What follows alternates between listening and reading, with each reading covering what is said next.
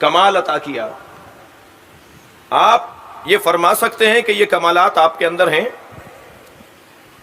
تو مولا مسکرائے.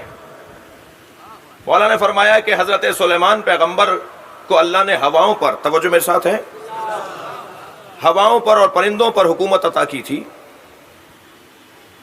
اور اتنا باکمال نبی ہونے کے بعد زمین میں کہاں میٹھا پانی ہے اور کہاں کڑوا پانی ہے ہدہد سے پوچھتے تھے. صلوات پڑھیں ذرا محمد و آل محمد.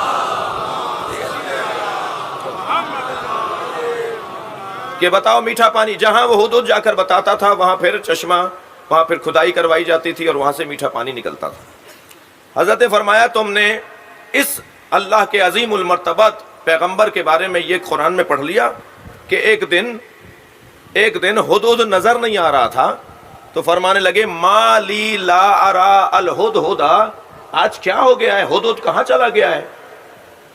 کانا من الغائبین، وہ میری آنکھوں سے کہاں ہو چل ہو گیا ہے؟ وہ جو ہدہد سے مدد لیتے تھے اور جانوروں پر اور پرندوں پر حاکم تھے، انہیں علم نہیں ہو رہا تھا کہ ہدہد اس وقت کہاں ہے.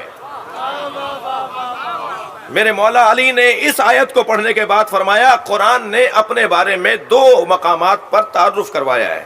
قرآن اپنے بارے میں 2 جگہوں پر تعارف کروا رہا ہے. ما من غائبۃ فی السماء والارض الا فی کتاب مبین، زمین میں کوئی غائب شے نہیں ہے، آسمانوں میں کوئی مخفی شے نہیں ہے، مگر یہ کہ وہ کتاب مبین میں ہے.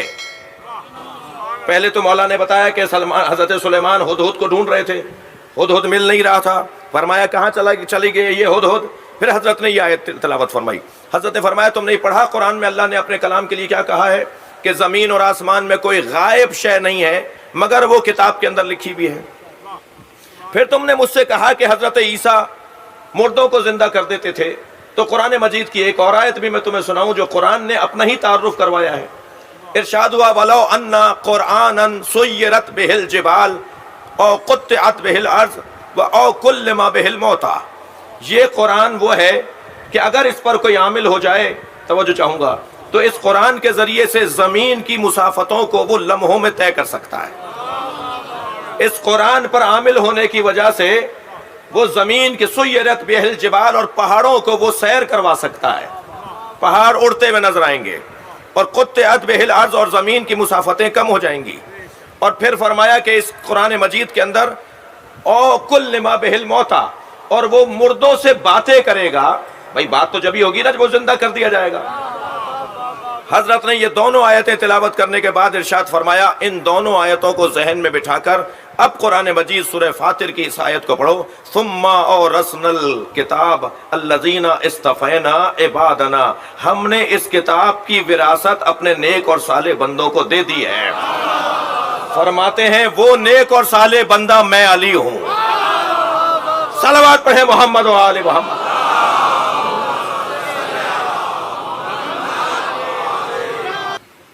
مولا کا علم الاشیاء، توجہ ہے، خفا تو نہیں ہے، تھک تو نہیں رہے. علم الاشیاء، علم ما کان و ما یکون، علم ذات.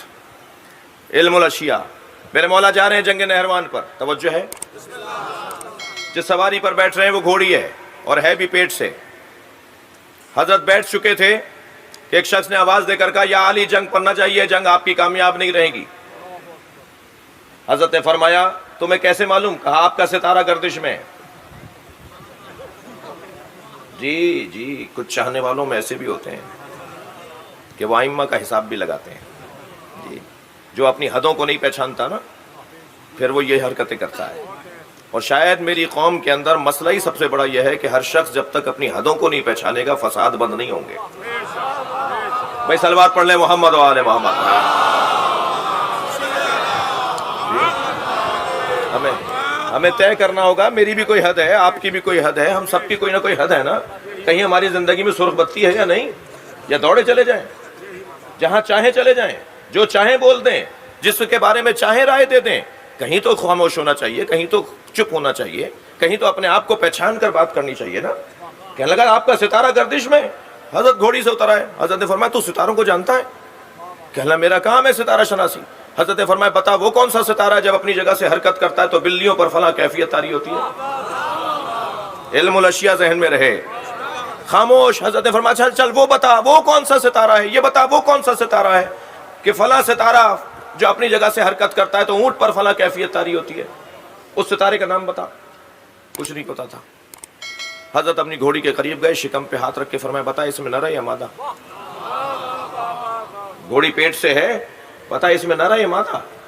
خاموش. حضرت فرمایا تو سامنے کی چیز نہیں بتا سک رہا, تو آسمانوں کی باتیں کر رہا تھا. پھر حضرت نے فرمایا تھا اچھا بتا میری گھوڑی کے سم کے نیچے کیا ہے؟ حضرت کی سواری میری گھوڑی کے سم کے نیچے کیا ہے, اس کا جواب بھی نہیں پتا تھا. حضرت فرمانے لگے تو آسمانوں کی باتیں کر رہا تھا, تو زمین کو جانتا نہیں ہے. سن میں جس جنگ پر جا رہا ہوں اس میں میرے 10 نہیں مریں گے, ان کے 10 نہیں بچیں گے. میں نے جنگیں بہت لڑی ہیں مگر اس سے کامیاب جنگ میں نے لڑی نہیں ہے. اور حتیٰ ایک چاہنے والے نے یہ جملہ سن لیا تو حضرت جب آگے بڑھے تو اس نے بڑھ کے پوچھا مولا شہیدوں کے نام بتا دیجئے. تو حضرت نے اپنے لشکر کے شہیدوں کے نام بھی بتا دیے, وہاں بھاگنے والوں کے شجرے بھی بتا دیے.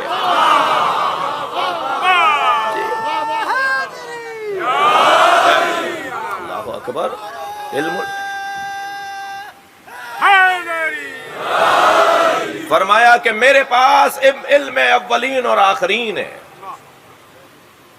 جی اگر کسی کے حلق سے یہ بات نہیں اتر رہی تو اس کے لیے جملہ کہہ رہا ہوں, یہ تو نبی کے لعاب کی تاثیر ہے, خون میں کیا اثر ہوگا. صلوات پڑھیں محمد و آل محمد.